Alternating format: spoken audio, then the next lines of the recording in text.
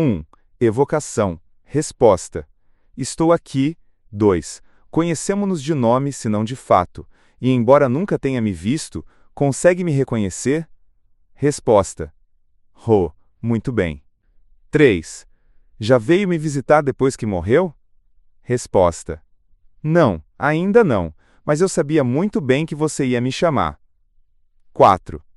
Como médium, e bem instruída no Espiritismo, imaginei que poderia nos trazer esclarecimentos úteis sobre vários pontos da doutrina. Resposta. Vou responder o melhor que puder. 5. Esta primeira evocação serve só para renovar nosso contato, de certa forma. Quanto às perguntas, como são de interesse geral, prefiro fazer na sociedade. Queria saber se está disposta a ir até lá. Resposta. Sim, com prazer. Vou responder e pedir a Deus que me ilumine. 6. Aqui estão 5 médiuns. Tem preferência por algum deles como intérprete? Resposta. Tanto faz, contanto que seja um bom médium. 7. Como médium foi enganada pelos espíritos nas comunicações? Resposta. Muitas vezes. São poucos os médiuns que não são enganados de algum jeito. Nota. No dia seguinte, a senhora Duré se manifestou espontaneamente e disse que ficou triste por não terem feito mais perguntas na véspera. 8. Não fiz isso, como disse, porque guardei as perguntas para a sociedade, só queria me certificar de que podia contar com você. Resposta. O que acontece na sua casa também serve para a instrução da sociedade, e muitas vezes é bom aproveitar quando o espírito quer se comunicar. Nem sempre as condições são favoráveis. 9. Que condições são favoráveis para o espírito? Resposta. Existem várias, que você conhece. Mas é importante saber que isso nem sempre depende do espírito. Às vezes, ele precisa de ajuda de outros espíritos, que podem não estar ali no momento. 10. Já que você veio espontaneamente, imagino que o momento seja bom, e quero aproveitar se permitir. Ontem disse que foi enganada muitas vezes como médium. Agora consegue ver os espíritos que enganaram você? Resposta. Sim, vejo perfeitamente. Eles ainda tentam me envolver, mas agora enxergo com clareza. Não sou mais joguete deles, eu os afasto. 11. Disse também que são poucos os médiuns que não são enganados de alguma forma. De que isso depende? Resposta.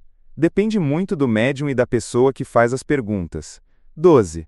Pode explicar isso com mais clareza? Resposta. Quero dizer que é sempre possível se proteger contra os maus espíritos, desde que a pessoa queira. A primeira condição é não atrair esses espíritos com fraquezas ou defeitos. Teria muito a dizer sobre isso. Se os médiuns soubessem o quanto erram quando dão atenção aos espíritos mal intencionados. 13. Esses erros são cometidos no mundo dos espíritos? Resposta. Sim, e também no mundo dos vivos. 14. Que tipo de erro o médium pode cometer em vida? Resposta. Vários. Para começar, se torna presa fácil dos espíritos maus, que se aproveitam e o empurram para o erro, despertando as imperfeições que já existem nele, como o orgulho e a inveja. Depois disso, Deus costuma castigar por meio de sofrimentos durante a vida. 15. Nesse caso, não seria melhor não ser médium, já que essa faculdade pode trazer tantos riscos? Resposta. Acredita que os espíritos maus atacam só os médiuns? Pelo contrário, a mediunidade é um meio precioso para reconhecer esses espíritos e se proteger deles. É um remédio que Deus, em sua bondade, coloca ao lado do mal. É como o aviso de um bom pai, que ama os filhos e quer protegê-los do perigo. O problema é que quem tem esse dom não sabe ou não quer aproveitar. São como quem se fere com a arma que deveria servir para se defender. 16. É a senhora mesma, senhora Duré, que está dando as respostas? Resposta. Sou eu mesma, e afirmo isso em nome de Deus. Mas acredito que, se estivesse sozinha, não conseguiria responder. Os pensamentos vêm de um lugar mais elevado. 17. Consegue ver o espírito que está inspirando essas respostas? Resposta. Não. Há uma multidão de espíritos aqui, diante dos quais me inclino, e os pensamentos deles parecem se espalhar sobre mim. 18. Então, um espírito pode receber inspiração de outros, assim como acontece com os encarnados, e servir de intermediário? Resposta: sem dúvida. Muitas vezes, o espírito acha que está respondendo por si, quando na verdade, é só um eco. 19. Sendo os pensamentos seus ou sugeridos, isso pouco importa, desde que sejam bons. Agradecemos aos espíritos bons que os inspiram. Mas nesse caso, por que esses espíritos não respondem diretamente? Resposta: eles responderiam, se fossem chamados. Mas foi a mim que chamaram. Eles querem responder, então se servem de mim, e isso também me ajuda a aprender. 20. Um espírito que perseguiu um médium em vida, pode continuar perseguindo depois da morte? Resposta: a morte não livra a pessoa da obsessão dos maus espíritos. Isso é o que a imagem dos demônios representa, almas penadas sendo atormentadas. Sim, esses espíritos continuam perseguindo depois da morte e causam muito sofrimento, porque o espírito perseguido se sente preso, sem conseguir se libertar.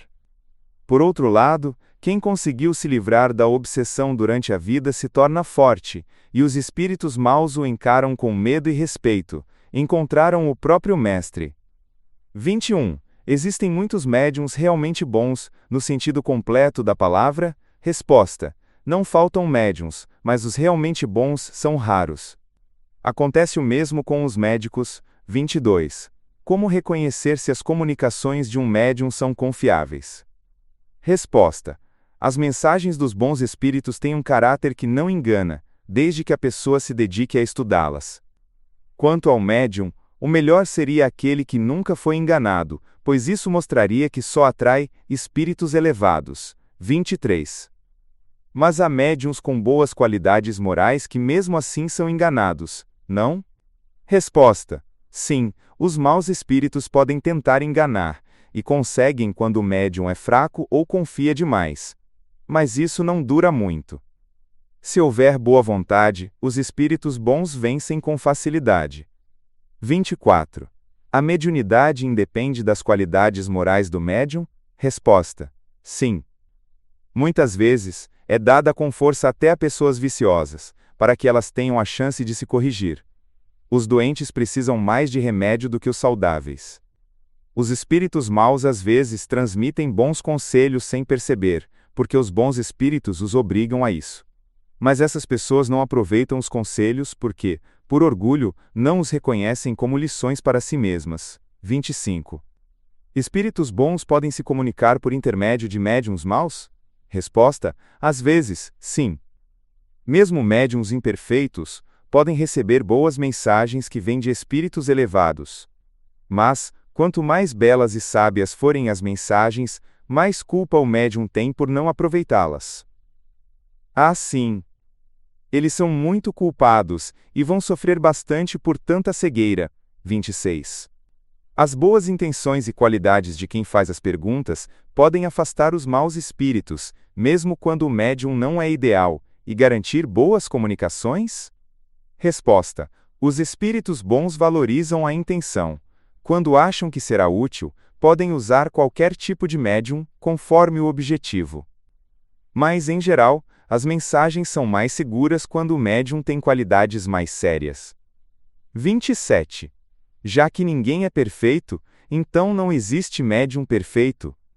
Resposta: existem médiums tão corretos quanto é possível neste mundo. São raros, mas existem. São os preferidos de Deus e estão se preparando para alegrias maiores no mundo espiritual. 28. Quais defeitos dão mais espaço para os maus espíritos? Resposta: já falei, o orgulho e a inveja é resultado do orgulho e do egoísmo. Deus ama os humildes e castiga os soberbos. 29. Então o médium orgulhoso não merece confiança alguma? Resposta: não dá para afirmar com tanta rigidez. Mas se notar orgulho, inveja e falta de caridade no médium, as chances de ser enganado aumentam bastante. 30. Pelo que parece, seu marido tem a faculdade de vidência. Ele realmente possui essa capacidade? Resposta: sim, com certeza. 31. Ele disse que viu a senhora 2 vezes depois da sua morte. Isso é verdade? Resposta: sim, é verdade. 32. Médiuns videntes também podem ser enganados por espíritos fingidos, como os médiuns escreventes?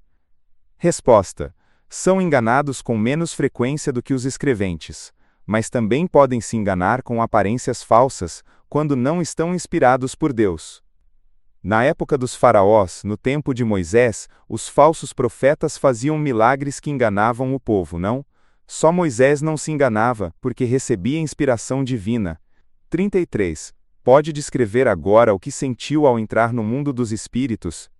Além da perturbação natural que acompanha a morte, houve um momento em que perdeu totalmente a consciência de si mesma? Resposta: sim, isso sempre acontece. Não tem como ser diferente. 34. Essa perda total de consciência começou antes do momento da morte? Resposta: começou durante a agonia. 35. Continuou depois da morte? Resposta: sim, mas só por um curto tempo. 36. No total, quanto tempo isso pode ter durado? Resposta: entre 15 e 18 horas do tempo de vocês. 37. Essa duração varia de pessoa para pessoa? Resposta: com certeza. Não é igual para todo mundo. Depende muito do tipo de morte. 38. Enquanto acontecia o fenômeno da morte, tinha consciência do que se passava com o corpo? Resposta: de forma alguma. Deus, que é bom com todas as suas criaturas, poupa o espírito das angústias desse momento. Por isso, tira toda a lembrança e toda a sensação. 39. Como foi o momento em que despertou? Se reconheceu de repente ou passou por um estado de semiconsciência como um vazio nas ideias? Resposta: fiquei nesse estado por alguns instantes. Depois, aos poucos, comecei a me reconhecer. 40. Quanto tempo durou esse estado? Resposta: não sei ao certo, mas foi pouco tempo. Acredito que cerca de 2 horas. 41. Durante esse tipo de meio sono, sentiu alguma coisa agradável ou incômoda? Resposta: não sei dizer, quase não tinha consciência de mim mesma. 42. À medida que as ideias foram ficando mais claras, teve certeza de que o corpo tinha morrido, ou por um momento achou que ainda estava no mundo dos vivos? Resposta: por alguns instantes, achei que ainda estava viva. 43. Quando teve certeza da morte, sentiu tristeza? Resposta: nenhuma. A vida não é algo de que se deve sentir falta. 44. Quando se reconheceu, onde estava e o que chamou sua atenção primeiro? Resposta: estava cercada por espíritos que me ajudavam a sair da confusão. Foi essa mudança que me marcou. 45. Encontrava-se junto do seu marido? Resposta: raramente me afasto dele. Ele me vê, me chama, e isso substitui meu corpo material. 46. Foi rever logo as pessoas que conheceu, como o Senhor Dumas e os outros espíritas de Sétif? Resposta: não, não fui logo. Achei que iam me chamar.